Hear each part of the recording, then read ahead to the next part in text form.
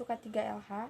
K3LH adalah singkatan dari kesehatan, keselamatan, kerja, dan lingkungan hidup, yaitu mengenai program kesehatan dan keselamatan kerja dan lingkungan hidup pada suatu perusahaan atau pada suatu instansi lain yang mempunyai banyak tenaga kerja atau karyawan.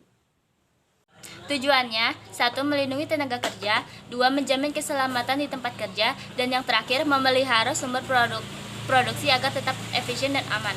Sasaran K3LH 1. Mencegah kecelakaan, penyakit, kematian, dan mengurangi cacat tetap atau permanen.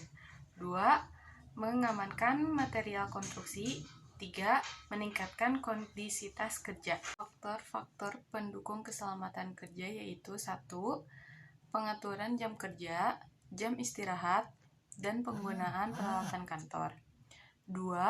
Penyediaan saran melindungi keselamatan kerja. 3.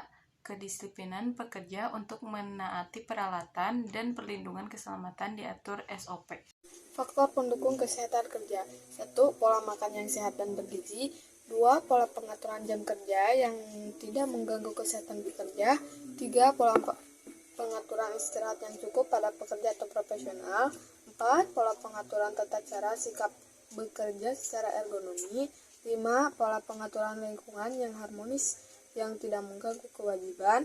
6. Pola pengaturan tata ruang kerja sehat.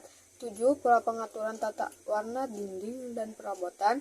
8. Pola pengaturan penerangan ruang kerja yang memadai. 9. Pola perlindungan atas penggunaan peralatan yang menimbulkan gangguan kesehatan. Kebijakan dan prosedur K3, unsur manusia. 1. Mencegah timbulnya cedera, penyakit, cacat, bahkan kematian yang diakibatkan oleh kecelakaan kerja. 2. Menyediakan tempat kerja dan fasilitas kerja yang aman, nyaman, dan terjamin. 3. Penerapan metode kerja dan metode keselamatan kerja yang baik sehingga para pekerja dapat bekerja secara efektif dan efisien. Unsur pekerjaan. 1. Mengamankan tempat kerja, peralatan kerja material atau bahan-bahan, konstruksi, instalasi pekerjaan.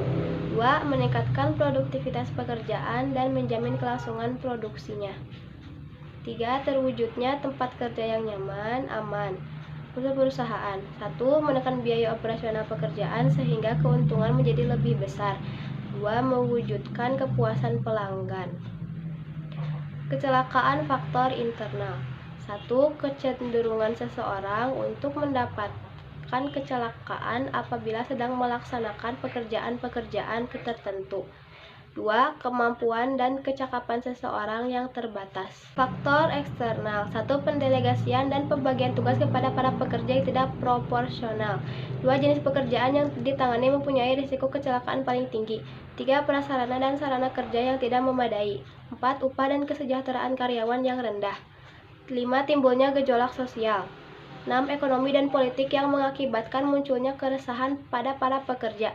7. Lingkungan dan peralatan kerja yang tidak memenuhi standar persyaratan kerja, misalnya lantai berair dan licin, ruangan kerja berdebu.